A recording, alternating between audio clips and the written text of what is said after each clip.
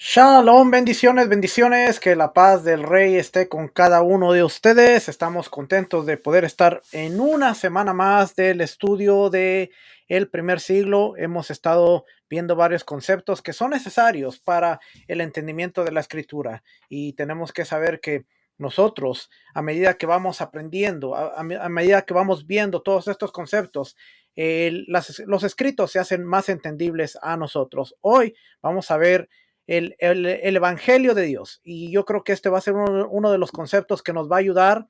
Ya vimos el aspecto político, el aspecto social, el aspecto religioso, ya vimos las sectas religiosas, vimos la influencia filosófica la semana pasada, vimos que había varios grupos ya activos y algunos otros desarrollándose.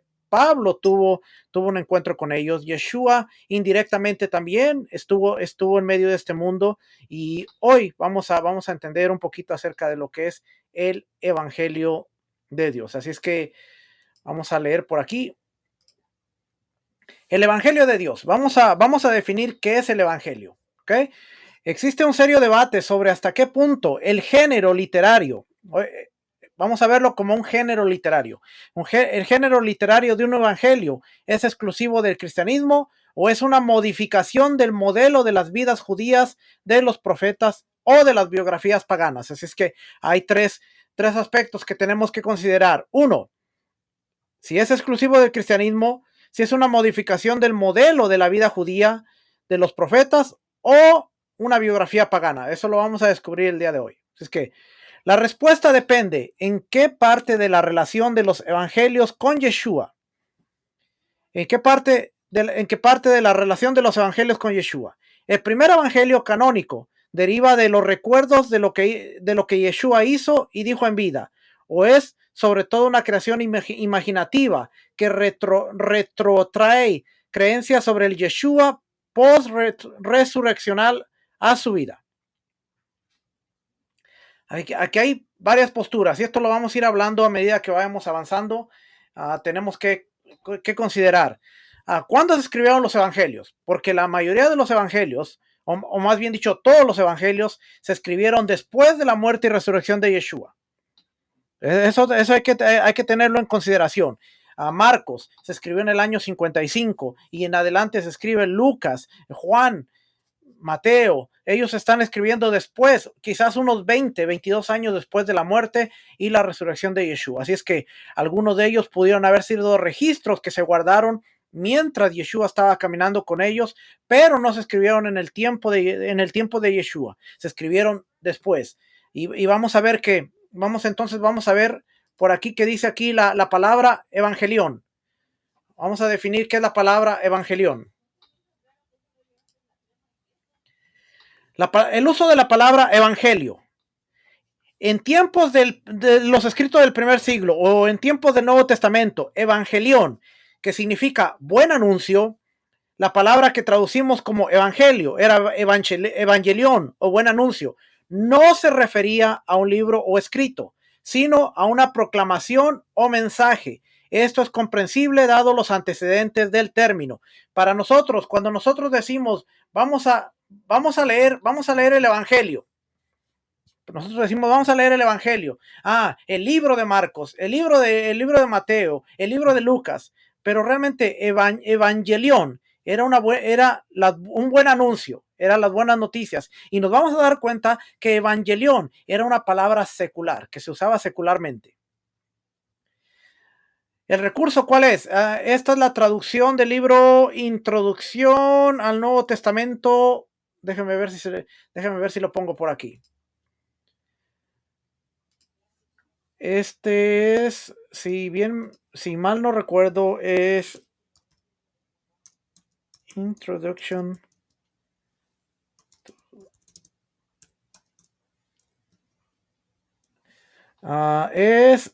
No es este de Brown, tampoco es este de Silva.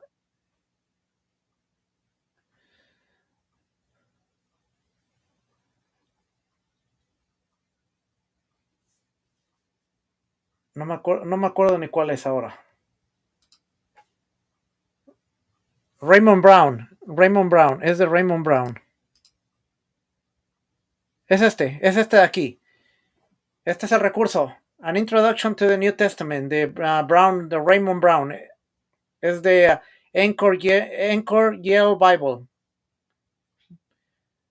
De aquí estoy traduciendo. De hecho, la parte que estamos viendo es este de aquí. El uso de la palabra evangelio. De aquí una parte y de ahí lo complementamos con otra información. Pero es esto lo que estamos leyendo ahí en la traducción. ¿Okay? Entonces dice, en griego no cristiano, un griego secular, se empleaban palabras relacionadas con él para designar las buenas noticias, especialmente, oiga bien esto, especialmente las noticias de victoria en batalla y en el culto imperial, el nacimiento y la presencia del emperador constituían una buena noticia para el mundo romano. Esto era lo que significaba evangelión, buenas noticias, especialmente las noticias de victoria en batalla, en el culto imperial, el nacimiento y la presencia del emperador constituían un evangelión, una buena noticia para el mundo romano. Y es aquí donde vamos a ver que el evangelio se va a convertir ahora en un mensaje contracultural. Vamos a ver, yo había puesto por aquí, me cerraré había puesto por aquí, evangelio. En logos, evangelio dice, en la literatura clásica, esta palabra designaba la recompensa que se daba al portador de buenas noticias. También indicaba el mensaje mismo, originalmente el anuncio de una victoria, pero aplicado posteriormente a otros mensajes que proporcionaban gozo. El Evangelio de Juan presenta a Yeshua como el Hijo encarnado de Dios, enviado a realizar señales que revelan la gloria del Padre y a morir obedientemente en la cruz para abrir el camino de la vida eterna a todos los que creen. Evangelios, la fórmula plural, evangelios no hubiera sido entendida en la época apostólica, en la época de los discípulos, como tampoco hasta 2 generaciones después. Es parte de la esencia del testimonio apostólico el que no haya más que un evangelión verdadero. El que proclamaba otro, dice Pablo, el que proclamara otro, dice Pablo, es anatema. ¿Okay? Vamos a seguir leyendo porque ahorita le voy a presentar otra información aquí. Entonces dice, esto eran las buenas noticias, esto era el evangelium, noticias de victoria en batalla, en el culto imperial, el nacimiento y la presencia de un emperador, y todo eso constituía una buena noticia, un evangelión para el mundo romano. Las palabras de la Septuaginta relacionadas con evangelión traducen la palabra del hebreo Beit Shin Resh, de donde viene la palabra Besorá. Besorá, que tiene un rasgo similar de proclamar buenas noticias, especialmente aquí es donde se va a poner interesante, porque la Septuaginta utiliza esta palabra de Besorá tiene un rango similar de proclamar buenas noticias, especialmente de la victoria de Israel o de la victoria de Dios. El evangelio o la palabra Besorá tiene que ver con la victoria de Israel o la victoria de Dios. En un sentido más amplio, puede abarcar la proclamación de los actos gloriosos de Dios en favor de Israel. Entonces eso pone interesante porque estamos viendo que la palabra Besorá tiene la connotación de la victoria de Israel o la victoria de Dios y abarca la proclamación de los actos gloriosos de Dios en favor de Israel. Entonces, si la palabra evangelión era de un uso secular y la Septuaginta la asemeja a Besorá, a Basar, Besorá, que tiene que ver con la proclamación de los actos gloriosos de Dios, que Dios hizo en favor de Israel. Entonces, desde ahí, marcando esa pauta, el evangelio de Dios tiene solamente un propósito, y es proclamar las buenas noticias a los hombres de lo que Dios ha hecho por la humanidad. Y usted dirá, bueno, pero a mí me han enseñado que el evangelio es la muerte y resurrección de Cristo para darme salvación y perdón de mis pecados. Ese no era el mensaje original del evangelio de Dios. Y por eso estamos viendo y nos vamos a quedar toda esta noche viendo el concepto de lo que era Evangelio de Dios, cómo lo hubiera entendido, cómo lo transmitía Pablo, cómo lo transmitía Pedro, cómo lo transmitía Juan, a Jacobo, porque era la victoria sobre la muerte, exactamente como dice el pastor Fernando Cariño, la victoria sobre la muerte, ese va a ser el Evangelio. Y vamos a ir viendo más adelante.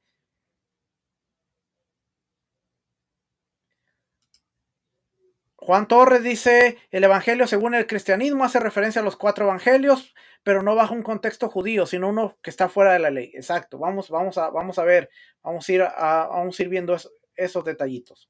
¿Okay? Entonces ya dijimos los actos gloriosos de Dios en favor de Israel. Los estudiosos debaten si el propio Yeshua, aquí me faltó una U, el propio Yeshua utilizó evangelio, la palabra evangelio, para describir su proclamación del reino. Sin duda, sus seguidores lo hicieron, haciendo hincapié en que la buena nueva o el evangelión, la buena nueva, la besorá, se refería a lo que Dios había hecho había hecho en Yeshua. ¿Okay? Los discípulos hicieron hincapié en la besorá, en el evangelio, dando a entender que lo que Dios había hecho en Yeshua. ¿Y qué Dios había hecho en Yeshua? Nada más y nada menos que lo había resucitado de entre los muertos. Le había dado la victoria sobre la muerte. Deme un momentito que se me fue la imagen, no sé qué pasó aquí. Se me fue totalmente la imagen y espero poderla arreglar. Porque ahora me quedé sin imagen en las 3 pantallas. Oh. Ahí está. Regresamos. Ok, no pasó nada, no pasó nada. Ok, ¿todo bien? Todo bien.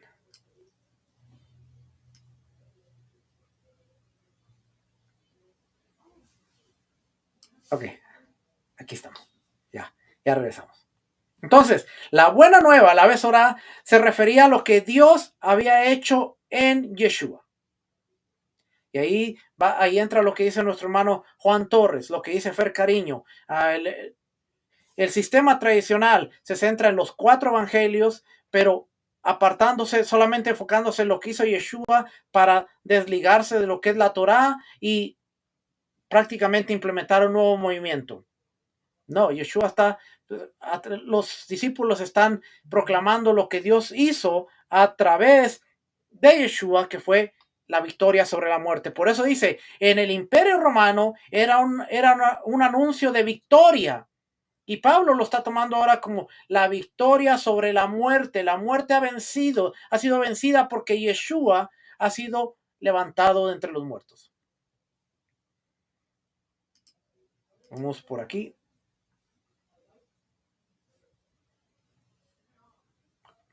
Oh, ya sé qué pasó.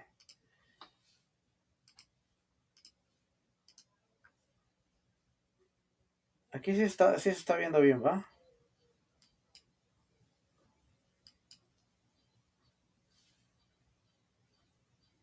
En Zoom me dejan saber si siguen viendo la pantalla porque ya no sé qué están viendo.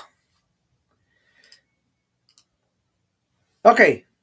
En Romanos 1, del 3 al 4, Pablo describe su evangelio en términos que probablemente ya conocían los romanos. Comprende la doble identidad de Yeshua, saber, de la semilla de David según la carne y designado hijo de Dios en poder, según el espíritu de santidad, por la resurrección de entre los muertos. Más comúnmente para Pablo, el corazón del evangelio se centra en sufrimiento, muerte, resurrección de Yeshua y su poder para la justificación y en última instancia la salvación.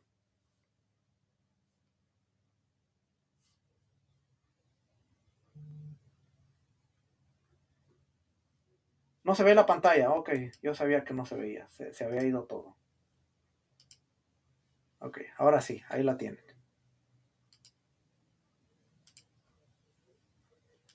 Es que de repente se me fue la pantalla, se me fue todo. Ok, dice Romanos 1 del 1, 3 y 4 dice, acerca de su hijo, que nació de la descendencia de David según la carne, y que fue declarado hijo de Dios con poder, conforme al Espíritu de santidad, por la resurrección de entre los muertos, nuestro Señor, nuestro Adón, Yeshua el Mesías. Y en 1:16 dice, porque no me avergüenzo del evangelio, pues es el poder de Dios. Oiga bien lo que Pablo está diciendo. No me avergüenzo de las buenas noticias, porque las buenas noticias son el poder de Dios para la salvación de todo el que cree, del judío primeramente y también del griego. Pero él está diciendo, es el poder de quién? De Dios manifestado en la persona de Yeshua cuando le levanta de entre los muertos. Ese era el mensaje. Marcos 1:1 abre su relato con las palabras, en el principio del evangelio de Yeshua el Mesías. Vamos a verlo aquí. El principio del evangelio. Si nosotros le hacemos búsqueda a la palabra, ya la tengo aquí. Dice evangelión. Vamos a ponerle un poquito de volumen para que lo escuche. Evangelion. Buena noticia de Dios transmitida a los hombres por Yeshua el Mesías. Good news, buenas noticias. Aquí había una que decía, ¿dónde está?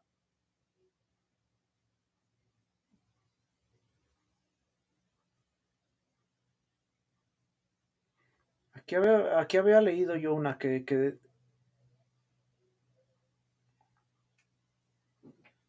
no.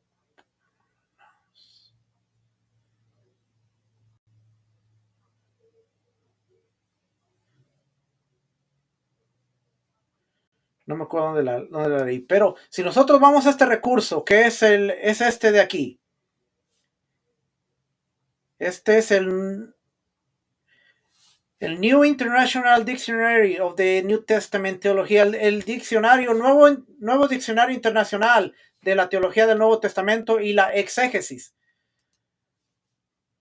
En esta parte de aquí, la parte 2, dice, especial interés reviste el uso religioso de evangelión en el culto imperial, las noticias sobre el nacimiento, la mayoría de edad o la entronización del soberano divino, así como sus discursos, decretos y actos son buenas nuevas que traen a la esperada satisfacción a los anhelos de felicidad y paz del mundo. Por ejemplo, en un decreto de la provincia de Asia, en el año 9 antes de la era común, se describe el cumpleaños de Augusto, 23 de septiembre, comienzo del año civil, como el que ha restaurado la forma de todo lo que estaba fallando y convirtiéndose en desgracia, y ha dado un nuevo aspecto al universo, en un momento en que de buena gana habría acogido la destrucción, si César no hubiera nacido para hacer la bendición común de todos los hombres. Este era un decreto, y este está diciendo que si Augusto no hubiera nacido en el universo, que en el momento que se había acogido a la destrucción, no hubiera sido bendición para todos. Dice aquí, la providencia ha colmado a Augusto de virtud para hacer la obra de un benefactor entre los hombres y enviando en él, por así decirlo, un salvador para nosotros. Este era el mensaje al culto imperial. En el año 9, antes de la era común. Ahora, ¿qué pasaría si de repente hay un salvador del mundo? Y Moré Rico habló acerca del salvador del mundo este Shabbat pasado.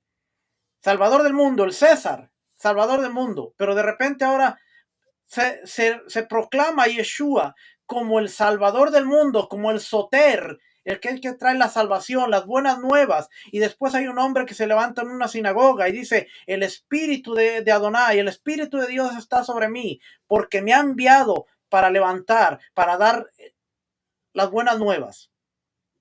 Era un mensaje completamente contracultural, y ahora vamos entendiendo por qué el Evangelio, por qué Marcos, por qué Lucas, por qué Mateo, por qué Juan están describiendo a la persona de Yeshua y todo lo que Dios hizo a través de Yeshua a las diferentes audiencias.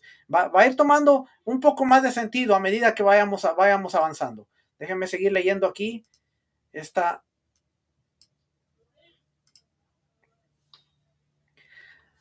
Dice, su cumpleaños fue el comienzo para el mundo de las buenas nuevas, Evangelión, que ha llegado a los hombres a través de él. Ahora, cheque esto porque dice, su cumpleaños fue el comienzo para el mundo de las buenas nuevas, Evangelión, que han llegado a los hombres a través de él. Ahora, déjeme leerle.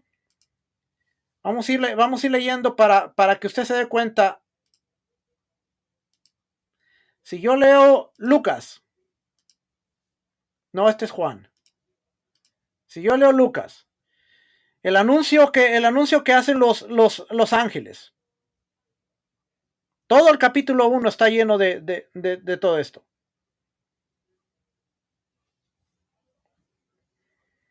El anuncio a Miriam y al sexto mes el ángel Gabriel fue enviado por Dios a una ciudad de Galilea llamada Nazaret, a una virgen desposada con un hombre que se llamaba Joseph, de los descendientes de David. Y el hombre le dijo a la virgen, el nombre de la virgen era Miriam, María. Y entrando el ángel le dijo, salve, muy favorecida, el Señor está contigo, bendita eres tú entre las mujeres. Ella se turbó por estas palabras y se preguntaba qué clase de saludo sería este. Este es Lucas relatando. Y el ángel le dijo, no temas, María, porque has hallado gracia delante de Dios, y aquí concebirás en tu seno, y darás a luz un hijo, y le pondrás por nombre Yeshua. Este será grande y será llamado Hijo del Altísimo, y el Señor Dios le dará el trono de su padre David. Reinará sobre la casa de Jacob para siempre, y su reino no tendrá fin. ¿Okay? Vamos a ver el anuncio de los ángeles.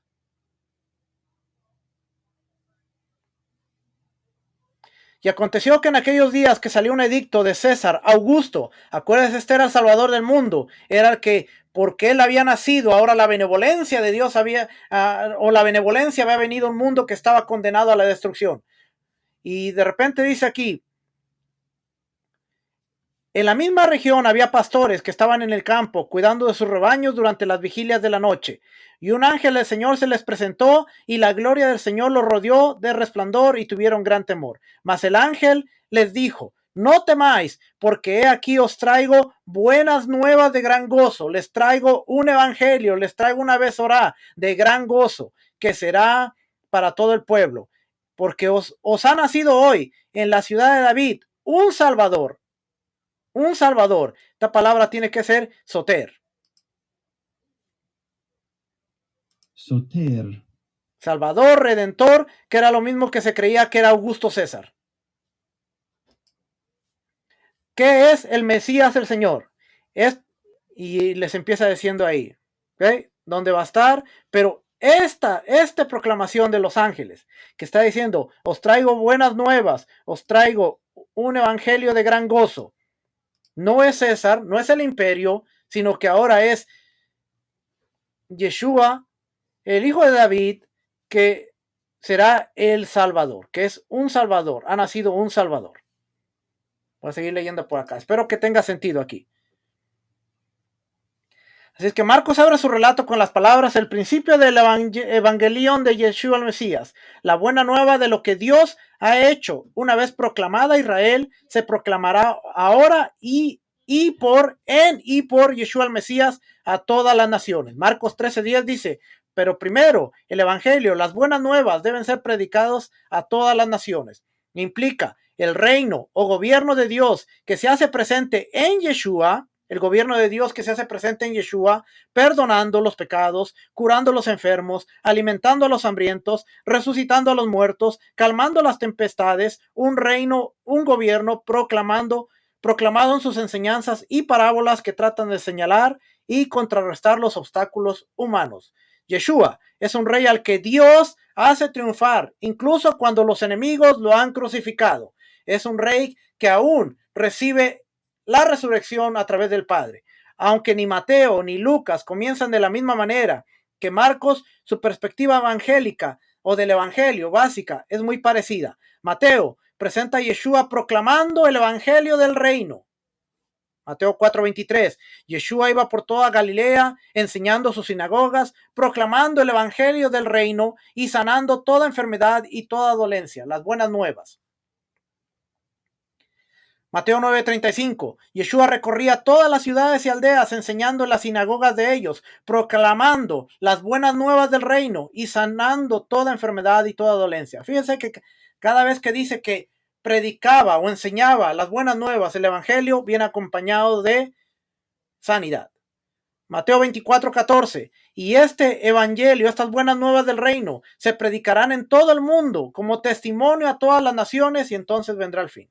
Lucas utiliza la forma verbal evangelisein, proclamar la buena nueva, para describir esta actividad. Lucas 8:1. Y poco después, él comenzó a recorrer las ciudades y aldeas proclamando y anunciando las buenas nuevas. No utiliza evangelio, pero es la misma raíz. Dice las buenas nuevas del reino de Dios. Con él iban los 12. Lucas 16:16. Y la ley y los profetas se proclamaron hasta Juan. Desde entonces se anuncian las buenas nuevas del reino de Dios y todos se esfuerzan por entrar en él. Dado que ambos escritos comienzan con 2 capítulos de la historia de la infancia, su versión de la buena nueva también incluye la maravillosa concepción y nacimiento de Yeshua. Por ejemplo, Lucas 2:10, mas el ángel le dijo, no temáis, porque aquí os traigo buenas nuevas de gran gozo que serán para todo el pueblo. Aunque Juan tiene un contenido sobre Yeshua similar al de los sinópticos, no aparece ni evangelión ni la forma verbal. Sin embargo, en Primera de Juan, que se cree que es el mismo escritor, él dice, y este es el mensaje que hemos oído de él y que os anunciamos. Dios es luz y en él no hay tiniebla alguna. Primera de Juan 3:11. Porque este es el mensaje que habéis oído desde el principio, que nos amemos unos a otros. Utiliza el término relacionado, agelia, mensaje, que puede haber sido la designación juanina de lo que conocemos como el Evangelio según Juan. Pregunta, no vamos a entrar ahorita, pero ¿cuántos de ustedes han estudiado la comunidad juanina, que está dentro de lo que es el primer siglo? ¿Sabía usted que había una comunidad juanina que se cree que algunos eran los discípulos de Juan, ya después cuando muere Juan, la comunidad juanina? Algunos estudiosos creen que de ahí viene el movimiento que más adelante de donde va a salir el cristianismo, catolicismo, más adelante. Algunos creen que algunas de las cartas, especialmente primera, segunda, tercera de Juan, fueron escritas por esta comunidad que son discípulos que vienen de Juan y no Juan directamente. Así que cuando tenga tiempo, revise lo que era la comunidad juanina en el primer siglo y tal vez más adelante lo estudiemos, pero son de estas cositas que muchas veces no sabemos que estaban ahí, estaban presentes, lo que era la comunidad juanina. No sé si Logos me dé algo aquí, pero no creo. Comunidad juanina. No creo que me dé aquí Logos, pero quién sabe. Uno nunca sabe. Creo que sí. Logos está pensando. Ok. Fíjense lo que dice aquí. Este es una sinopsis, un resumen. La comunidad juanina se refiere a un grupo de cristianos primitivos del primer siglo asociados con las enseñanzas y escritos atribuidos al apóstol Juan. Según los artículos, esta comunidad estaba probablemente ubicada en la región de Asia Menor, con Éfeso como su centro geográfico. Increíble que Juan le escribe a las 7 iglesias, ¿verdad? Los escritos juaninos, que incluyen el Evangelio de Juan y las epístolas de Juan, fueron compuestos para y dentro de esta comunidad. Estos textos reflejan una teología distintiva centrada en el Mesías, que presenta a Yeshua como el verbo encarnado de Dios, uno con el Padre y el camino a la vida eterna. La comunidad enfrentó desafíos tanto internos como externos, incluyendo conflictos con el judaísmo, el helenismo y las tendencias heréticas. Las epístolas de Juan, en particular, fueron escritas para abordar divisiones dentro de la comunidad y refutar enseñanzas falsas. Entonces ahora tenemos que ver las epístolas que van dirigidas, primera, segunda, tercera de Juan, van dirigidas a un grupo específico que tiene unas situaciones específicas, especialmente aquellos que negaban la encarnación física del Mesías. Estos escritos sirvieron para fortalecer la fe de los miembros de la comunidad y mantenerlos fieles a la tradición juanina. ¿Okay? Esto viene del comentario bíblico, Mundo Hispano, pero todos estos son más cositas que uno puede encontrar aquí. Fecha de composición del material juanino, asumiendo que las epístolas de Juan fueron escritas después del cuarto evangelio, posiblemente escrito en el año 85, después de la era común, entonces tienen que ser ubicadas dentro de la última década del primer siglo, entre el 80 y el 90, casi llegando al 100. Mire, sí me dio información acerca de la comunidad juanina. Un análisis socio-retórico conduce a la conclusión de que Primera de Juan se escribió con el propósito de incrementar la fidelidad de la audiencia a la tradición juanina y asegurar su comunión continuada con la comunidad juanina, Dios y el Mesías, que la carta se puede categorizar como retórica epidética, pensada para incrementar la fidelidad de la audiencia. ¿Okay? Ya no vamos a buscar más porque si no nos quedamos ahí. Pero es la comunidad juanina. Hay que comunidades juaninas o juanicas, también juanicas. De que, fíjense, muchas cosas que descubrimos porque vamos a entrar aquí. Okay. Puntos principales y audiencias de los 4 evangelios. Ahora que ya hicimos la definición, que el evangelio se trata de la buena noticia, ¿verdad? Buena noticia. La buena noticia de Dios. Lo que Dios hizo en, por y a través de Yeshua para la humanidad. Ese es el mensaje central. Lo que Dios hizo, lo que Dios había prometido en el Tanakh, en la Torá, en los profetas y en los escritos. Ahora se cumplió la persona de Yeshua y Dios ha librado a la humanidad de la muerte a través de la resurrección de su Hijo. Ahora vamos a ver cómo se transmite ese mensaje, porque esas buenas nuevas van a ser transmitidas y Mateo va a tener una forma de transmitir estas buenas nuevas a una audiencia, Marcos a otra audiencia, Lucas a otra audiencia, Juan a otra audiencia y mayormente con la comunidad, que ahora vimos que Juan había una comunidad desarrollándose, la comunidad juanina o juanica. Hermanos, muchas veces no nos damos cuenta de que hay 4 evangelios que no se están contradiciendo, simplemente van a unas audiencias diferentes, que pensaban diferentes, y eso lo vamos a ver aquí. Déjenme leerla aquí, porque si no, tiene sentido lo que le estoy diciendo, no me estoy inventando nada, ¿eh?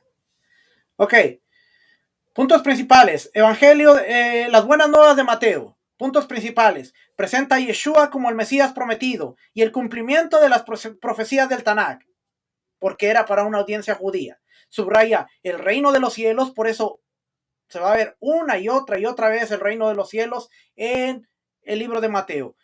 Subraya el reino de los cielos como tema central de la enseñanza de Yeshua.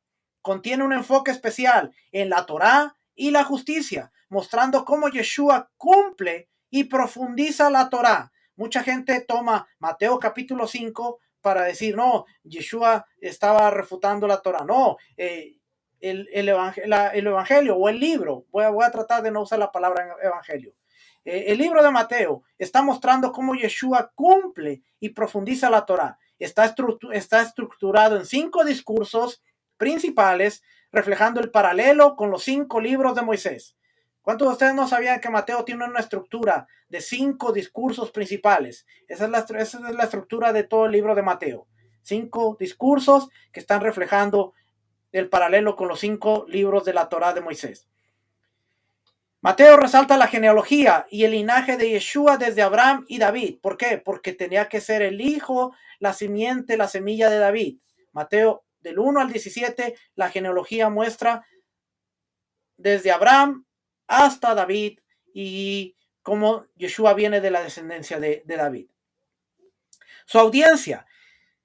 Mateo va principalmente dirigida a los judíos. Busca convencerlos de que Yeshua es el Mesías esperado, usando referencias frecuentes al cumplimiento de las escrituras hebreas. Por eso es bien distinto. Mateo va dirigido completamente a una audiencia judía, está tratando de demostrarles que Yeshua es el Mesías esperado, es el Mesías prometido por el Tanakh, por los escritos, por la Torá, los escritos, los profetas, y por eso está el contenido de ese libro así. Marcos. Sus puntos principales. Marcos muestra a Yeshua como el siervo de Dios, enfatiza su poder y autoridad. ¿Por qué? ¿Por qué? Vamos a ver por qué. Marcos es directo, narrativo, destacando las acciones de Yeshua más que sus palabras. Fíjese bien, ponga atención a este juego de palabras, porque ahorita va a entender por qué. Enfatiza su poder, autoridad, destaca las acciones, enfatiza los milagros como prueba de la autoridad divina de Yeshua. Retrata el sufrimiento, la muerte de Yeshua como parte central de su misión. Marcos 10:45, porque ni aun el Hijo del Hombre vino para ser servido, sino para servir y para dar su vida en rescate por muchos. Ok, con estas cositas, poder y autoridad, destacando las acciones más que las palabras, enfatiza los milagros como prueba de la autoridad divina, resalta el sufrimiento, la muerte de Yeshua como el acto central de su misión. Porque su audiencia va dirigida a una audiencia romana. ¿Y qué tenía la audiencia romana? El culto imperial. ¿Y qué leímos arriba del culto imperial? Que tenían al César. Vamos a leerlo nuevamente aquí. El especial interés reviste el uso religioso de Evangelión en el culto imperial, las noticias sobre el nacimiento, la mayoría de edad, la entronización del soberano divino, así como sus discursos, decretos, actos, son buenas nuevas que traen la esperada satisfacción a los anhelos de felicidad y paz en el mundo. Culto imperial. Fíjese, discursos, decretos, actos, su entronización como soberano divino, satisfacción a los anhelos de felicidad y paz en el mundo. Y ahora nos está diciendo aquí que Marcos está presentando a Yeshua como el siervo de Dios, que tiene poder, tiene autoridad, destaca las acciones más que las palabras, enfatiza los milagros como la autoridad divina de Yeshua, resalta el sufrimiento y la muerte como parte central de su misión. Su audiencia es romana. Marcos usa un estilo simple y dinámico, adecuado para una cultura enfocada en la acción y el poder.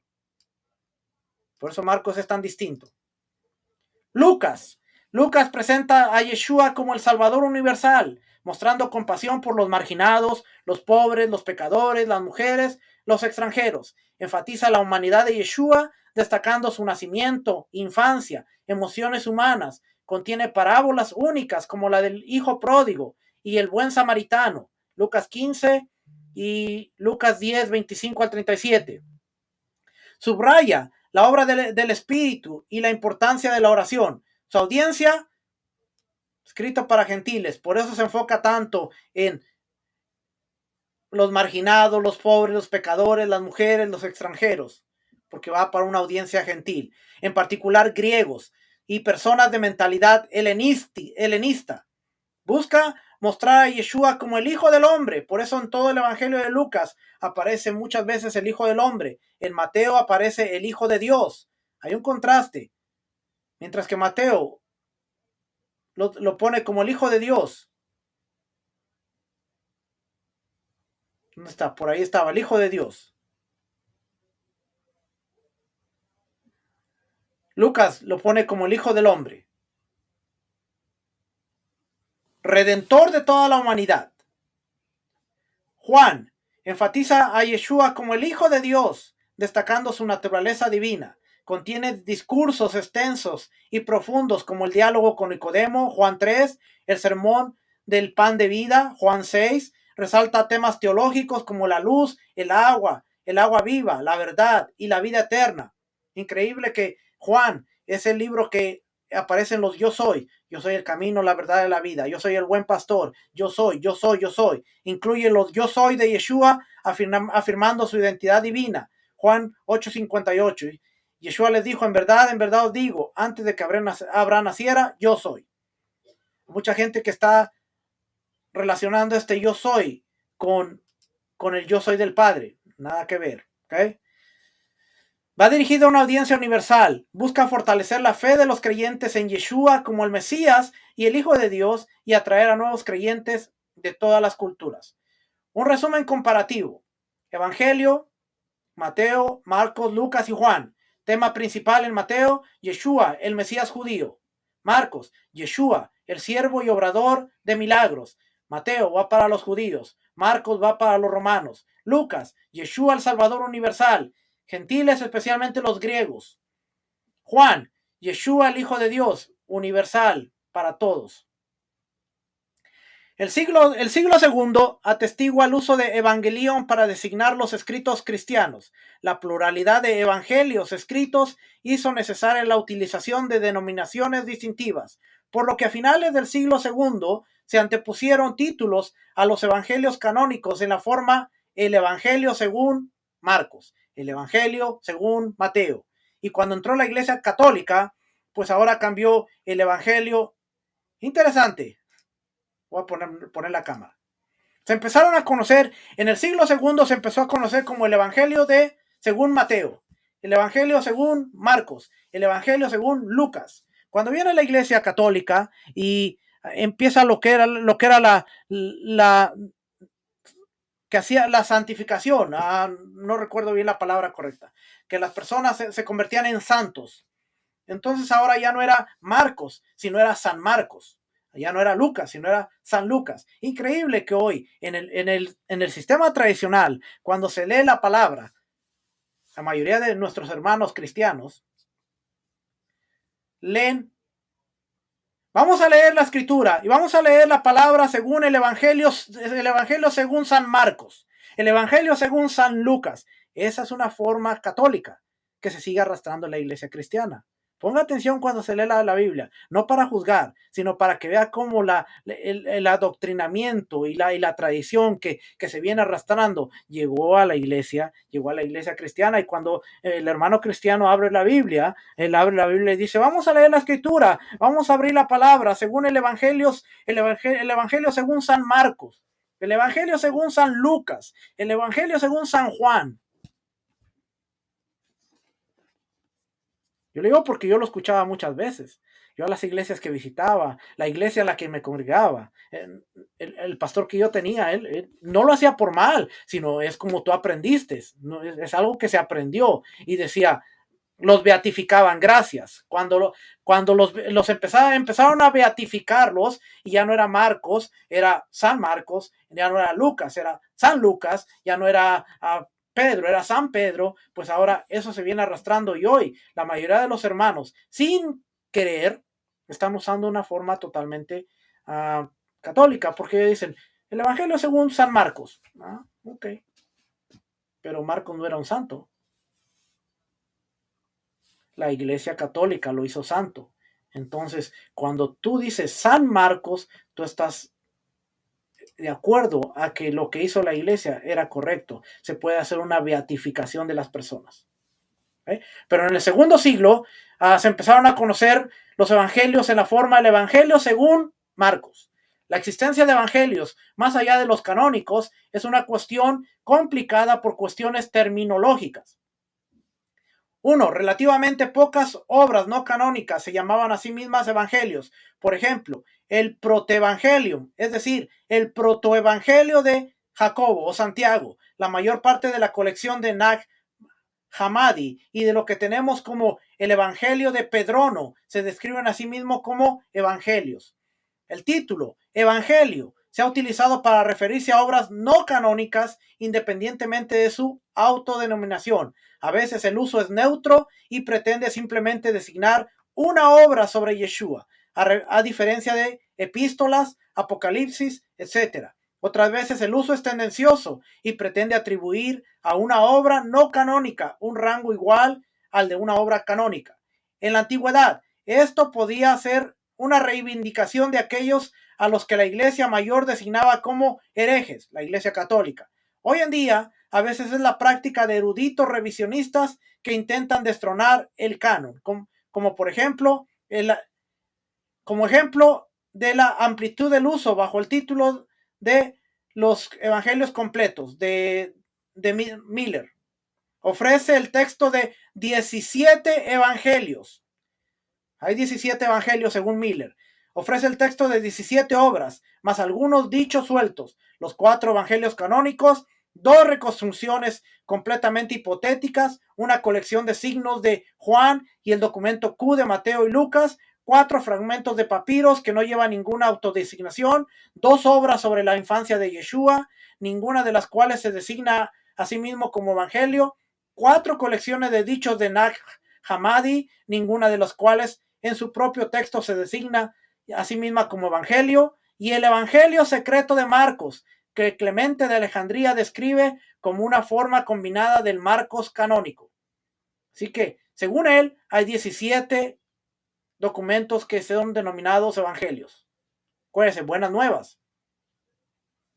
A causa de estas complicaciones terminológicas, puede ser útil distinguir dos categorías: material de Yeshua, que son narraciones de la infancia y la pasión, colecciones de dichos, colecciones de milagros, discursos atribuidos a Yeshua resucitado, sin discutir si se llaman o no evangelios en la antigüedad o si deberían llamarse así hoy.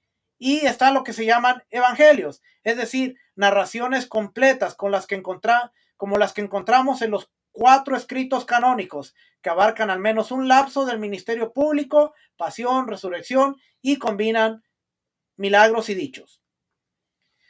El origen del género evangélico. ¿Cómo surgió la idea de escribir los evangelios? ¿Tenían su origen en el Tanaj? ¿Fue una imitación de un género grecorromano? ¿Fue una idea creativa, única de Marcos, como la implicación de que Mateo, Lucas y Juan copiaron después el planteamiento de Marcos? ¿O fue más bien un desarrollo natural de la predicación primitiva? De modo que la idea básica podría ser anterior a Marcos y estar más extendida. Entonces, estas preguntas son válidas. Los estudiosos han tendido a defender con exclusividad uno u otro de esos enfoques. Origen en el Tanaj y desarrollos judíos derivados del Tanaj. Swartley, en su libro Israel, las escrituras de Israel, sostiene que la estructura de los evangelios sinópticos fue dictada por la historia veterotestamentaria del trato de Dios con Israel. En el libro de Jeremías se presentan los antecedentes y la datación del profeta. Jeremías 1, versículo 1 al 3. Palabras de Jeremías, hijo del Elías, de los sacerdotes que habitaban en Anatot, en la tierra de Benjamín, que vino la palabra del Señor en los días de Josías, hijo de Amón, rey de Judá, en el año 13 de su reinado. También vino a él la palabra de los días de Joacim, hijo de Josías, rey de Judá, hasta el fin del año 11 de Sedequías, hijo de Josías, rey de Judá, hasta el destierro de Jerusalén en el mes quinto. Un informe de su llamada a Jeremías, incluida una referencia a la planificación de Dios antes de que él naciera, Jeremías 1 del 4 a 10, un relato de sus palabras o discursos de sus acciones proféticas, advertencias de la inminente perdición de Jerusalén y un tipo de relato de la pasión, capítulos 26 al 37 y 38. Aunque la proporción de los discursos oraculares de Jeremías es mucho mayor que la de las palabras de Yeshua en los evangelios canónicos, el libro de Jeremías ilustra la unión en una obra de muchos elementos que se unen con los evangelios.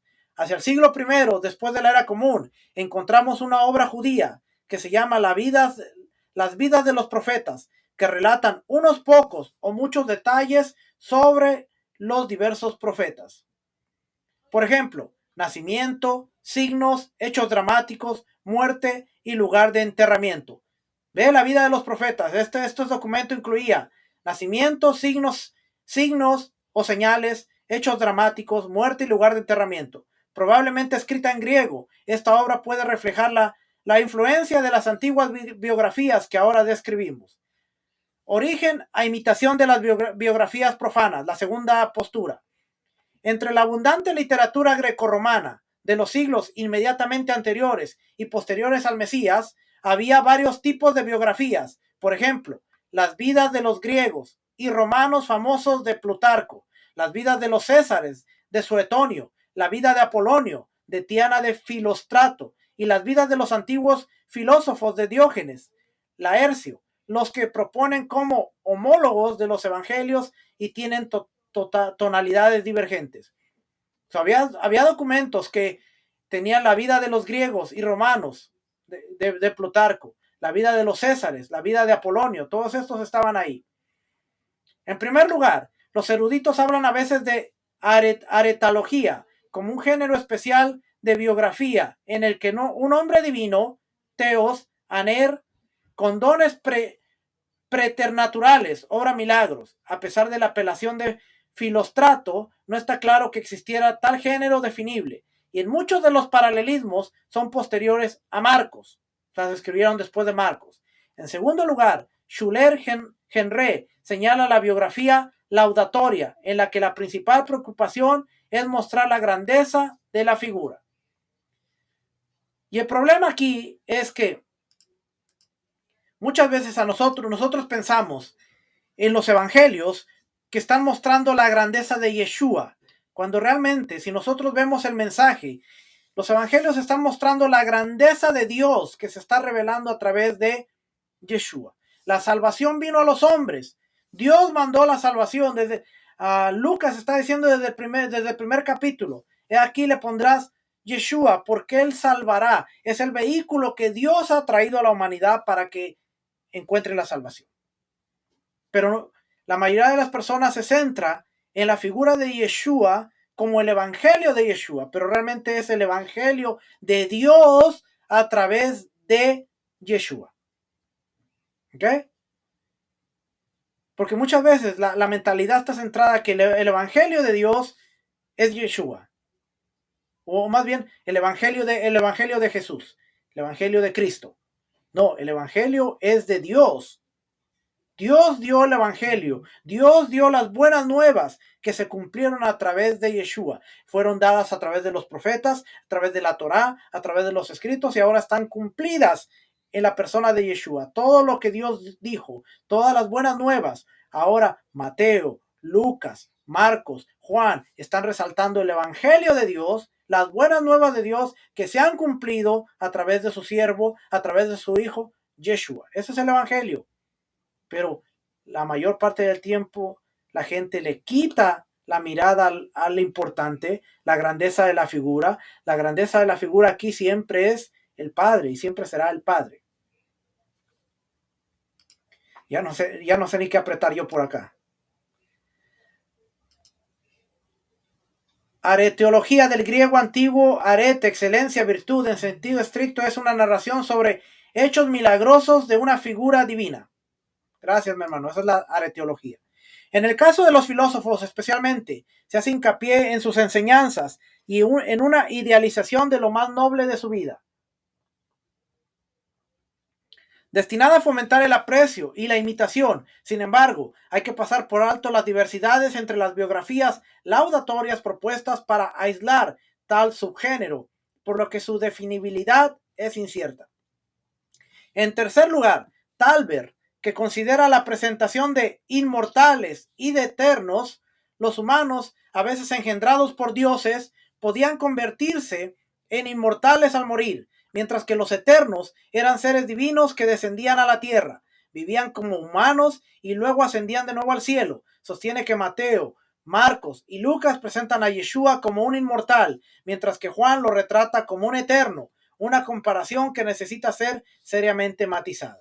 De hecho, existen diferencias considerables entre las biografías greco-romanas y los evangelios, concretamente en el anonimato de estos últimos, su claro énfasis teológico y objetivo misionero, su eclesiología anticipada y su composición a partir de la tradición comunitaria y su lectura en el culto comunitario. Es lo que hace diferente a los evangelios de las biografías greco-romanas. Pero se da cuenta que puede haber un paralelismo, pero hay un contraste también. Siempre tenemos que ver el paralelismo, pero el contraste. Él dice que las biografías greco-romanas, los humanos eran engendrados por dioses, podían convertirse en inmortales al morir, mientras que los eternos eran seres divinos que descendían a la tierra, vivían como humanos y luego ascendían de nuevo al cielo. Sostiene que Mateo, Marcos y Lucas presentan a Yeshua como un inmortal porque muere, Dios le da poder, le da victoria sobre la muerte, mientras que Juan lo retrata como un eterno. Pero sabemos que Juan está retratando no lo está retratando como un eterno, sino lo está retratando como el Dabar, como la membra de Elohim, que estaba con Elohim y que descendió a la tierra, Por eso Juan 17 dice, la gloria que tuve contigo. Juan 1:1 dice, en el principio era el verbo estaba con Dios, el verbo estaba con Dios. ¿Okay? Especialmente Marcos difiere de un modelo de biografía grecorromana que destacaría el nacimiento inusual y los primeros años de la vida del héroe, además de su triunfo, o si fue tratado injustamente, su intrépida y noble aceptación. Sin embargo, estas similitudes entre los evangelios y la biografía greco-romana son observables desde el punto de vista erudito y tienen en cuenta lo que probablemente pretendían los evangelistas. Esto es importante, ¿sabe por qué? Porque en el primer siglo la gente entendía bien las profecías, entendía bien lo que la Biblia hablaba, entendía bien que había un salvador del mundo, había un salvador de Israel. El salvador siempre había sido el eterno, Adonai, Hashem, Dios. Y que Dios obraba como obró en Egipto. Dios salvó al pueblo de Egipto con mano fuerte, con brazo extendido, los liberó, los redimió, los rescató. Fue Dios, pero fue a través de la persona de Moisés, que fue el enviado, que fue el mediador, que fue aquel que presentó entre Faraón, entre el mediador. Es más, hay un relato en donde cuando el pueblo de Israel peca, y Dios dice, el pueblo que tú sacaste de Egipto, le dice a Moisés, ¿cierto o no cierto? Dios mismo le dice a Moisés, el pueblo que tú sacaste de Egipto es de dura cerviz. Pero Moisés no hizo milagros, Moisés no hizo maravillas, Moisés levantó el bastón, Moisés golpeó el río, Moisés hizo todo lo que Dios le dijera que hiciera, hizo todo lo que Dios le dijo que hiciera. Mas, sin embargo, Dios le dice, el pueblo que tú sacaste de Egipto, ¿no me cree? Vamos a buscarlo.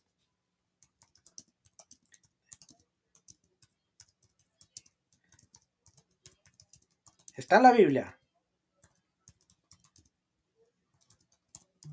Y vamos a ir a un punto.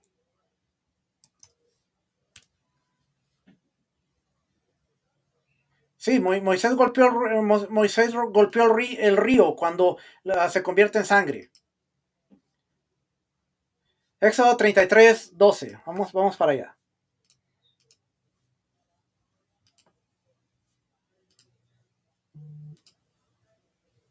Éxodo 33:12. Está el evento del becerro de oro.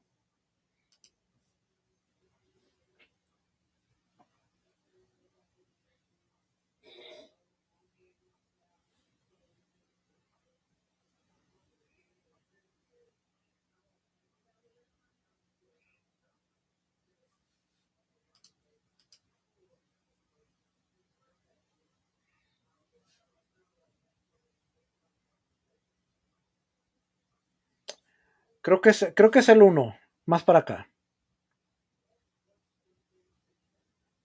Aquí está, mire. Entonces el Señor le dijo a Moisés, anda, sube de aquí, tú y el pueblo que has sacado de la tierra de Egipto.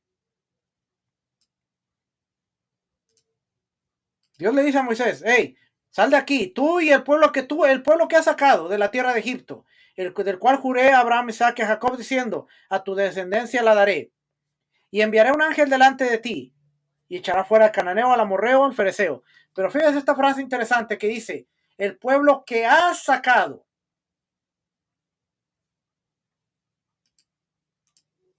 Pero ¿por qué nosotros seguimos diciendo, Dios sacó al pueblo de Egipto? Y Dios dice, Moisés, tú sacaste al pueblo. Pero la gente entendía que Dios había sacado al pueblo de Egipto y lo sigue repitiendo, repitiendo, repitiendo.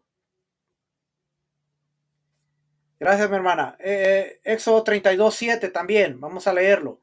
Ahí está cuando está Moisés en la montaña.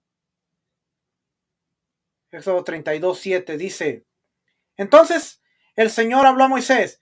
Al día siguiente se levantaron temprano, ofrecieron ofrendas, holocaustos, están la idolatría en el becerro de oro. Entonces el Señor habló a Moisés diciendo, pronto, desciende pronto, porque tu pueblo, ¿el pueblo de quién?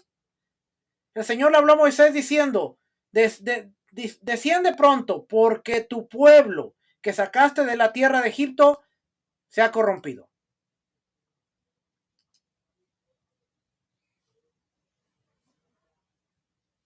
Explíqueme eso.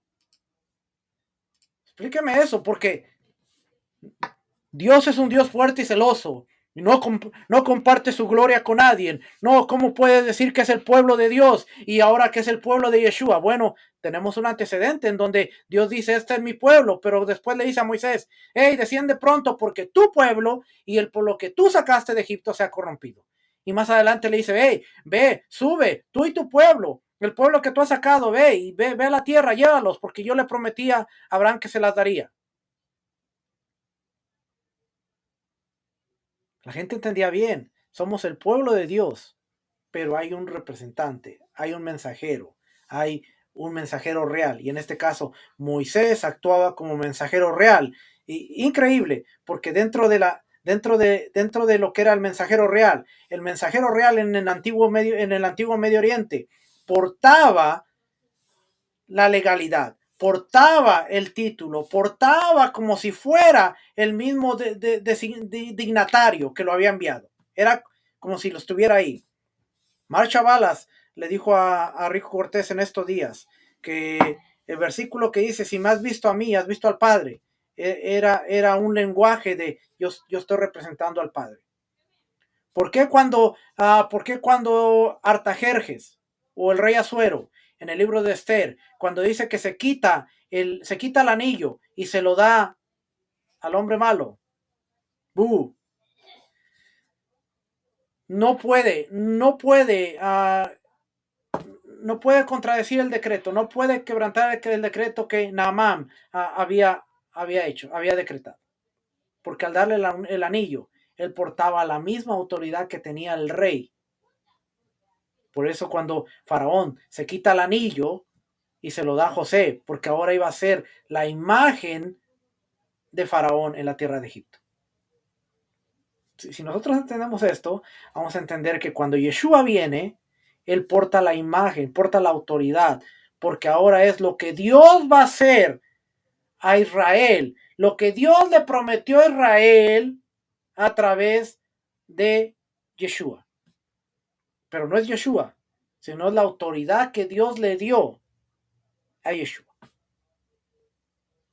Si entendemos esta parte del Evangelio de Dios, todo lo demás va a hacer sentido, porque después del segundo siglo empezó la discusión de, bueno, ellos entendían que en el primer siglo ellos entendían que Yeshua era el enviado, que Yeshua era la imagen portadora, la imagen visible de Dios, pero en el segundo siglo empezaron a ver, bueno, Yeshua tiene que ser divino, si es divino es Dios, entonces si es Dios, entonces es uno, dos, no, pero entonces es uno, dos o tres, y ya cuando viene el concilio de Nicea, en el año 365, hay una discusión entre lo que eran los arrianos, y entre lo que era Marción, y empiezan a venir todas estas gentes, hasta que se deduce que Yeshua, o más bien Jesús, es Dios.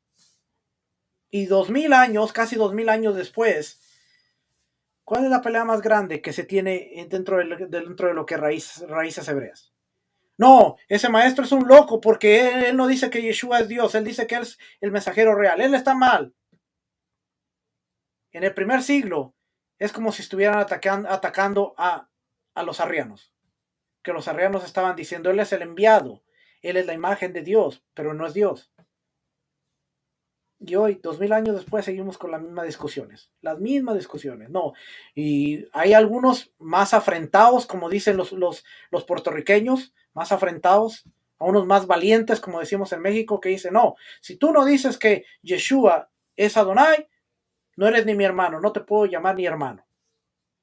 Bueno, ahora tomamos el lugar de Dios, el lugar de jueces, porque ahora yo decido quién es parte de la familia de Dios y quién no. Bueno, si tú no piensas como yo, no eres mi hermano. Si tú no dices las cosas que yo digo, no eres mi hermano.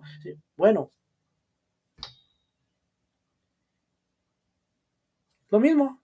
Tenemos que ver la historia, por eso dice el dicho, el dicho dice, el que no conoce la historia está sujeto a repetirla. Y 2000 años después, aquí estamos repitiéndola. Es parte de la enseñanza para que usted vea aquí. ¿Ok? Entonces,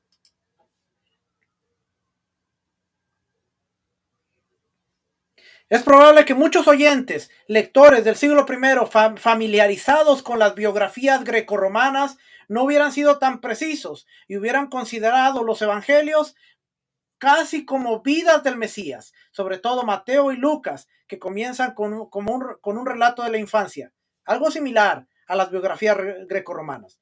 La creatividad y los evangelios. Si Marcos fue el primer evangelio, fue una creación exclusiva de Marcos, a pesar de lo sugerido en los dos párrafos anteriores, los evangelios son únicos, aunque la idea de escribir una descripción de la carrera de Yeshua pudo estar catalizada por la existencia de vidas de profetas, filósofos famosos y figuras mundiales. Lo que se narra sobre Yeshua apenas se rige por un simple deseo de proporcionar información, aunque hay un elemento de eso en Lucas capítulo 1 versículo 3 al 4. El más cercano de los cuatro evangelios a una biografía greco-romana es Lucas, o de fomentar la emulación. ¿Qué dice Lucas 1 del 3 al 4? Creo que por aquí lo tengo. Ya, Lucas. Por cuanto muchos han tratado de compilar una historia de las cosas que entre nosotros son muy ciertas, tal como nos las han transmitido los que desde el principio fueron testigos oculares y ministros de la palabra. Está hablando de las cosas que ocurrieron con Yeshua. También a mí me ha parecido conveniente, después de haberlo investigado todo con diligencia desde el principio, escribírtelas ordenadamente, excelentísimo Teófilo, para que sepas la verdad precisa acerca de las cosas que te han sido enseñadas. Y va a empezar a hablar acerca de el nacimiento, es una biografía acerca de Yeshua. Pero él está diciendo, ya hay varios que han tratado de compilar una historia acerca de lo que ocurrió, transmitido lo que desde el principio, desde el nacimiento, fueron testigos oculares, ministros de la palabra, lo que ocurrió. Ahora yo, con diligencia, he investigado y te quiero presentar ordenadamente todo lo que ha ocurrido.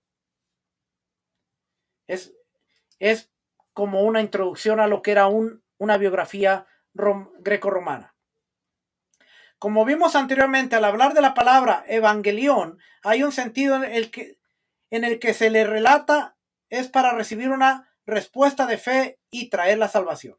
En gran medida, la declaración de intenciones de Juan en Juan 20:31 se ajusta a todos los evangelios. Juan 20:31, vamos a leerlo porque aquí luego no me dio la referencia.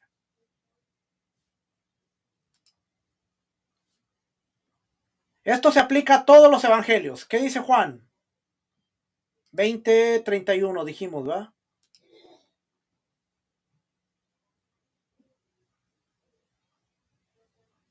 El propósito de estas buenas nuevas, según Juan, y esto aplica a Mateo, Marcos, Lucas, y muchas otras señales hizo también Yeshua. ¿Ve? Está hablando de lo que él hizo, una biografía. Muchas otras señales hizo también Yeshua en presencia de sus discípulos, que no están escritas en este libro, pero estas, lo que se ha escrito aquí, estas se han escrito para que creáis que Yeshua es el Mesías, el Hijo de Dios, y para que al creer tengáis vida en su nombre. El propósito del Evangelio es que creas que Yeshua es el Mesías, el enviado, el que fue prometido por la Torá, en los profetas y los escritos, que es el Hijo de Dios, y que al creer en él tengas vida en su nombre, porque Dios ha dado la salvación a través de él. Estas cosas se han escrito para que creas que Yeshua es el Mesías, el Hijo de Dios, y para que creyendo tengáis vida en su nombre. La aparición de la palabra evangelión en Pablo, cubriendo un contenido que tendría un propósito similar. Romanos 1 del 1 al 4. Pablo, siervo del Mesías Yeshua, llamado a ser apóstol, apartado para las buenas nuevas de Dios, que él ya ha prometido por medio de sus profetas en las Santas Escrituras, acerca de su Hijo, que nació de la descendencia de David, según la carne, que fue declarado Hijo de Dios con poder, conforme al Espíritu de Santidad, por la resurrección de entre los muertos, nuestro Señor Yeshua el Mesías. Primera de Corintios 15, del 1 al 8. Síntesis del Evangelión, síntesis de las buenas nuevas. Ahora os hago saber, hermanos, las buenas nuevas que os prediqué, el cual también recibisteis, en el cual también estáis firmes, por las buenas nuevas, por las cuales también sois salvos, si retenéis la palabra que os prediqué, a no ser que hayas creído en vano.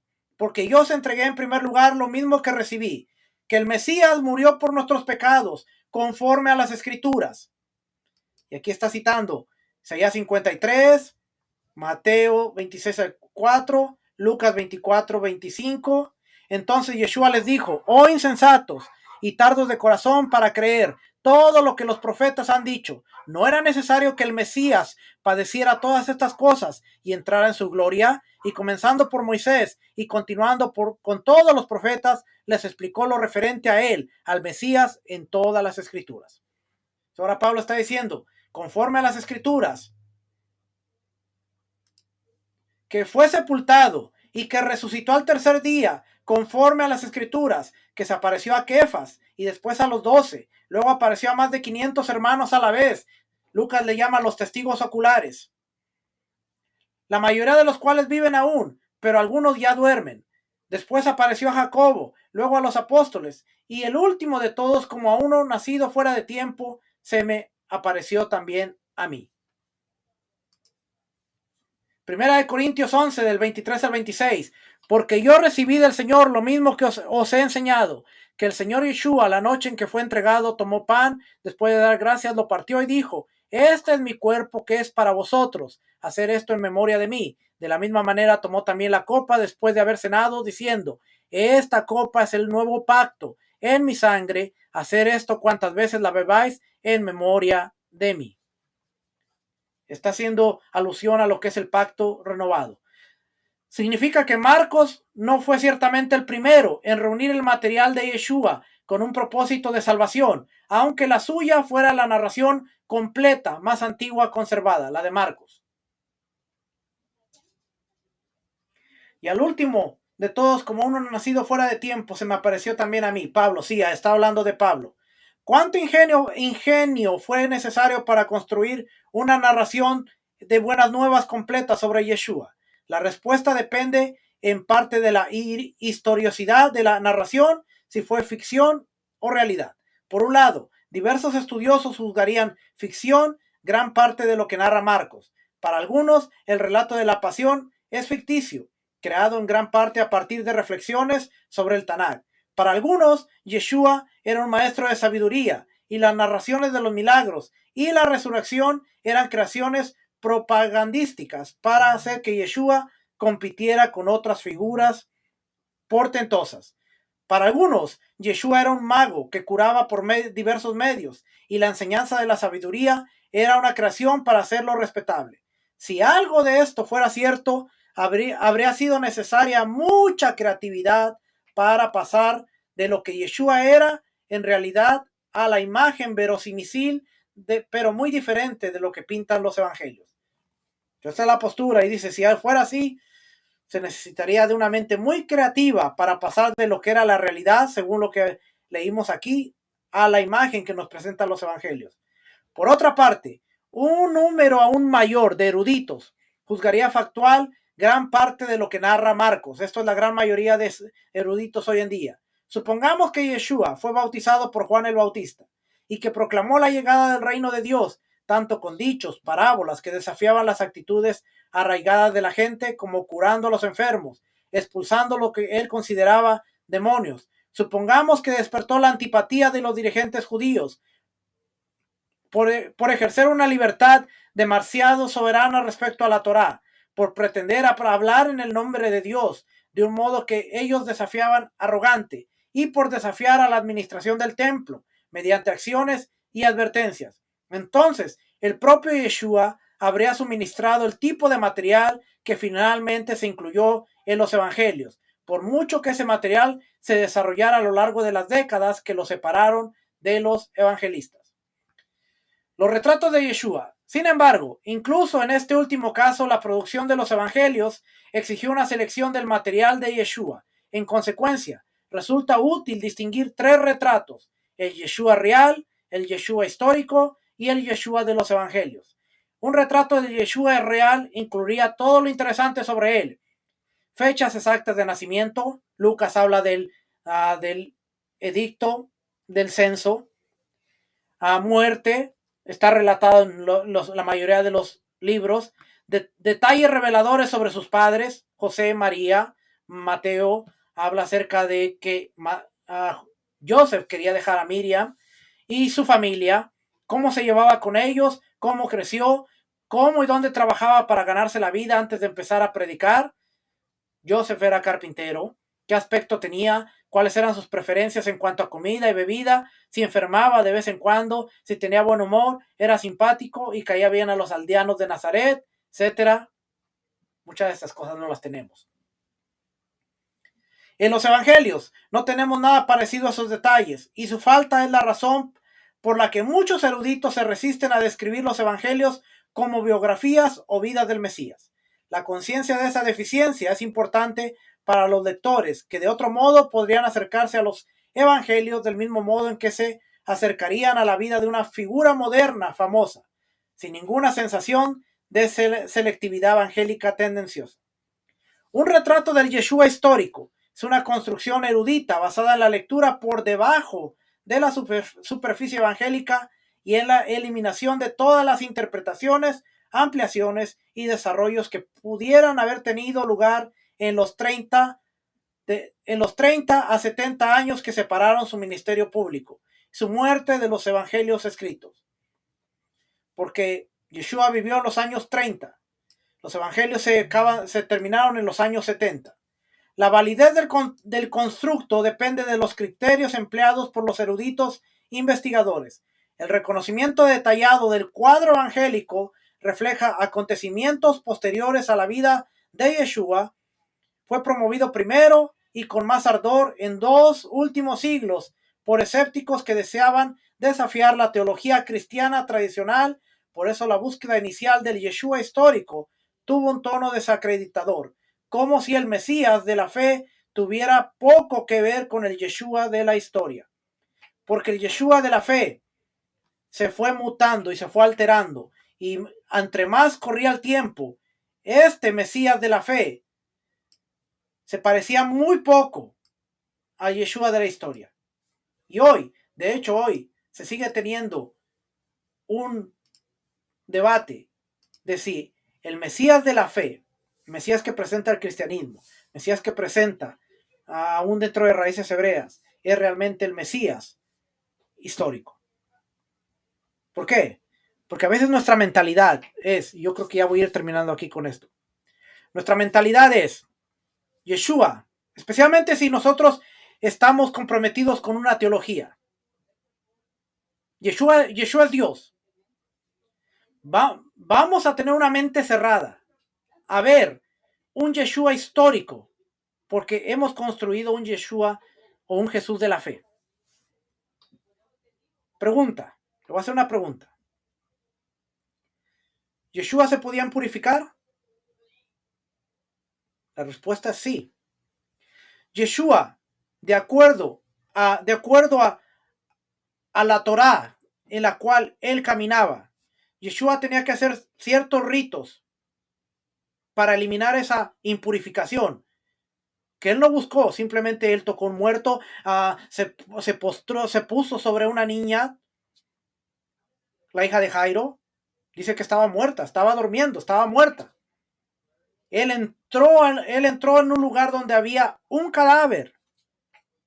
Una mujer con flujo de sangre tocó su vestimenta, se impurificó. Entonces, la próxima vez que vemos a Yeshua, que está en el templo, no va a encontrar en ninguna parte que diga, y Yeshua tuvo que pasar el rito de la purificación y tuvo que ser rociado con las cenizas de la vaca roja porque había tocado el muerto. No lo va a encontrar, pero Yeshua, para mostrarnos la Torá y caminar dentro de lo que era el estilo de vida judía del segundo templo, o el judaísmo del segundo templo, que aunque a algunos no les gusta, a mí me gusta utilizar este término porque es un término académico. Judaísmo del segundo templo, Yeshua tenía que haberse purificado. Entonces, esa mentalidad es de que no, pero si Yeshua es Dios, ¿cómo va a ser un rito? ¿Y cómo va a pasar por? Ve el conflicto que muchas veces tenemos y ve que ver el Evangelio. Por eso empecé hablando del Evangelio de Dios y fuimos hablando de todo este tipo de cosas, porque ahora la narrativa tiene que ver con un Yeshua histórico, tiene que ver con un Yeshua que fue construido, porque la mayoría de estos documentos se están escribiendo o se están llevando a cabo casi 20, 30, 40 años después de que Yeshua muere y resucita. O sea, ya pasaron 30 años de la vida y ahora están pasando 20 años después de la vida de Yeshua, de su muerte, de su resurrección. Y Lucas nos lo relata de una manera tan excepcional que dice, yo tuve que investigar diligentemente. Hubo una mujer con flujo de sangre. ¿Está viva? Déjame ir a buscarla. Hubo 5,000 personas que vieron que los panes se multiplicaron, los peces. ¿Habrá alguno vivo por ahí? Déjame ir a verlo. ¿Dónde estabas parado tú? ¿Qué viste? Un investigador, porque él estaba diciendo, ok, muchos han tratado de construir lo que se habla de Yeshua, pero, excelentísimo Teófilo, yo voy a hacer un trabajo investigativo y yo te voy a traer un retrato del Yeshua que caminó aquí. Si nuestra teología está comprometida, hermanos, si nuestra teología está comprometida, no vamos a entender muchas de las palabras de Yeshua. No vamos a entender cuando Yeshua dice, yo no vine a hacer mi voluntad, sino de aquel que me envió. La palabra no es mía, sino de aquel que me envió. Cuando sus discípulos vienen y la encuentran con la mujer samaritana y que le dice, hey, ya comiste. La comida mía es hacer la voluntad de mi Padre. ¿Se da cuenta de este tipo de cositas?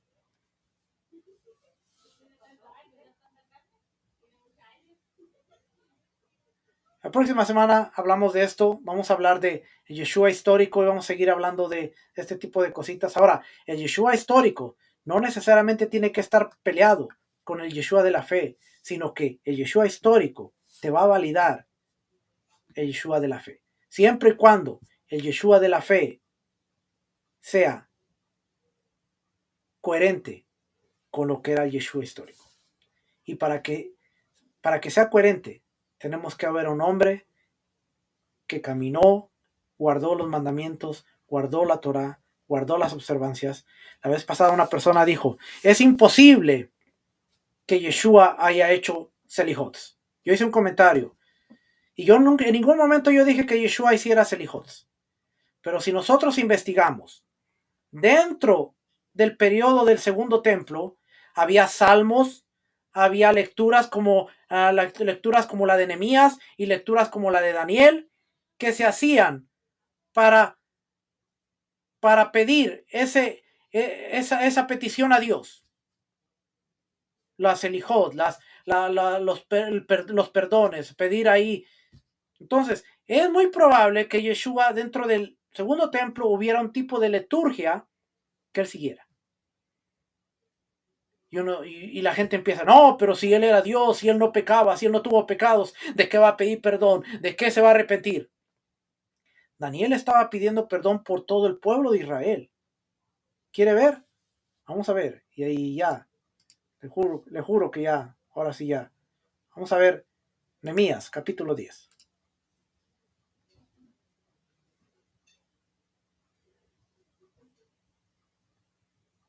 ¿Es capítulo 10 o capítulo 9? Ayúdeme, no me ayude.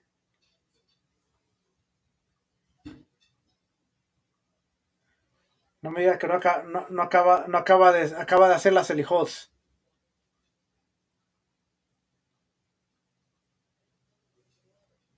Capítulo 10, pacto por el pueblo.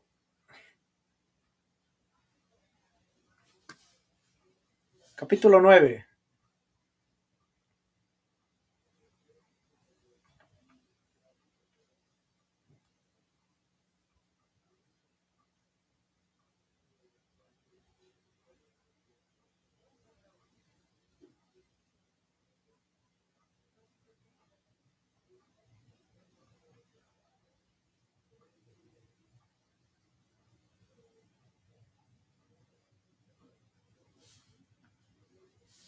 Daniel 9. Oh, yo estoy buscando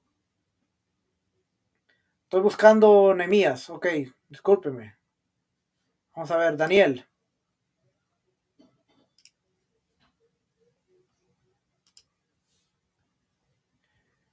Daniel 9. Ok, aquí lo tengo.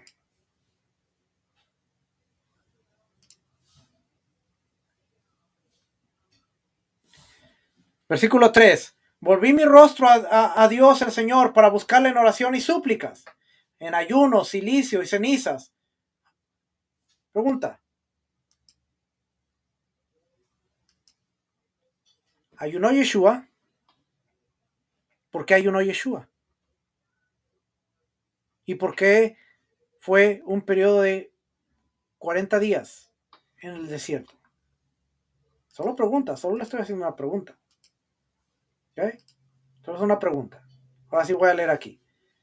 Volví mi rostro a Dios el Señor para buscarle en oración, súplica, ayuno, silicio y ceniza. Oré al Señor mi Dios e hice confesión y dije, ay Señor, el Dios grande y temible que guarda el pacto y la misericordia para los que le aman y guardan sus mandamientos. Hemos pecado, hemos cometido iniquidad, hemos hecho lo malo, nos hemos rebelado y nos hemos apartado de tus mandamientos y de tus ordenanzas. No hemos escuchado a tus siervos, los profetas, está hablando por todo el pueblo, que hablaron en tu nombre a nuestros reyes, a nuestros príncipes, a nuestros padres y a todo el pueblo de la tierra. Tuya es la justicia, oh Señor, y nuestra la vergüenza de rostro, como sucede hoy a los hombres de Judá, a los habitantes de Jerusalén, a todo Israel, a los que están de cerca y a los que están de lejos, a todos los países a donde los has echado, a causa de las infidelidades que cometieron contra ti. Está hablando de la dispersión completa. Oh Señor, nuestra es la vergüenza de rostro de nuestros reyes, de nuestros príncipes, de nuestros padres, porque hemos pecado contra ti. Y sigue hablando. Ciertamente todo Israel ha transgredido tu Torah y se ha apartado sin querer obedecer tu voz. Y sigue por ahí. Ya usted me entiende por ahí.